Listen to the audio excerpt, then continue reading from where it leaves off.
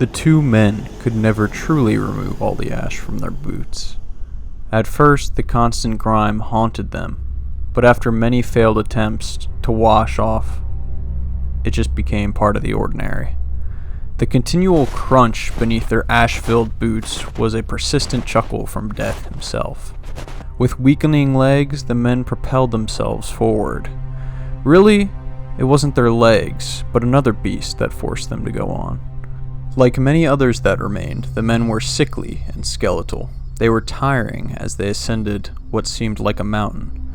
Once the men reached the apex, they marveled at something that they had not seen in what seemed like a lifetime. The color green. Through teary eyes and broken glasses, the first man saw something extraordinarily peculiar.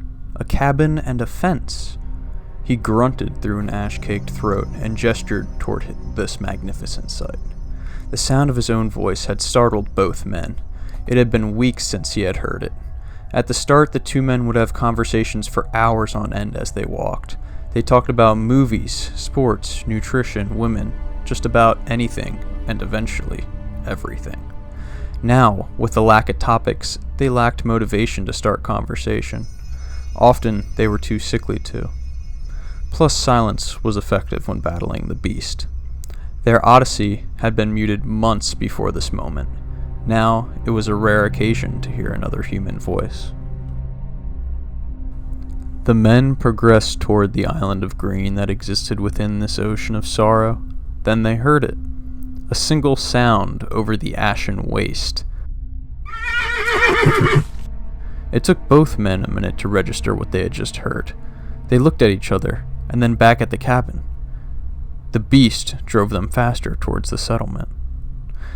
The scene was a past reflection of a distant life.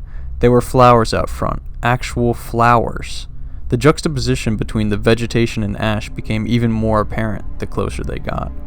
Right as they reached the edge of the beauty, an old woman and the horse stepped around from the back of the cabin. The sleek stallion looked at the men in curiosity. The old woman could hardly look over the fence. As the men approached, she gestured for them to enter the house. Indoors, much like many other things, had become foreign to the men. Their boots splattered mud and dust on the hardwood floors of the cabin. The old woman entered through a side door. She sat at a table and started to speak as both men removed their makeshift masks. The beast was standing upright in the room. "I haven't seen anyone this far out since December," the woman said as the men approached the table. "Where are—" The woman was interrupted by the men. That day, there was not only crunching beneath their boots, but their hands as well. These crunches were different. These crunches were not just a chuckle from death, but rather death satisfying the lust that hung over humanity's head. That first time that they had heard the stunning horse was also the last. For once, the beast wasn't even on their mind. The weeks that they spent at the cabin was the first time in a long time the men didn't fear constantly. The beast, amongst other elements, didn't even bother them. They had the best conversation since the beginning while they stayed in the cabin. For once their stomachs had been filled, the equine solution was eventually depleted and a more nefarious one took its place. The worst problem that the men had was the vermin that was attracted by their prize. Disgusting creatures that had been beaten down by the same things that the men had endured. As they were defending their prize, they thought about how they weren't so different from many of these mutated souls. Eventually, the beast did return to their minds, if only in the back for a while. Slowly but surely, the beast forced itself back into the forefront. They knew that they would be hunted again soon.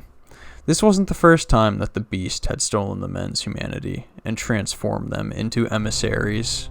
The men both knew that one day they wouldn't be lucky and death would claim one of them through the other. For now, they focused on gathering their things and leaving.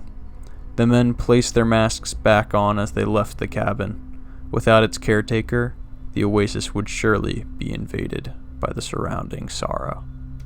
If you guys enjoyed that story, please make sure to subscribe. I would really appreciate it. There are more short stories coming all the way, different genres, different styles of writing, different imagery. So, like I said, subscribe. Hope you guys enjoyed. This has been a Luxurious Meat short story. Peace.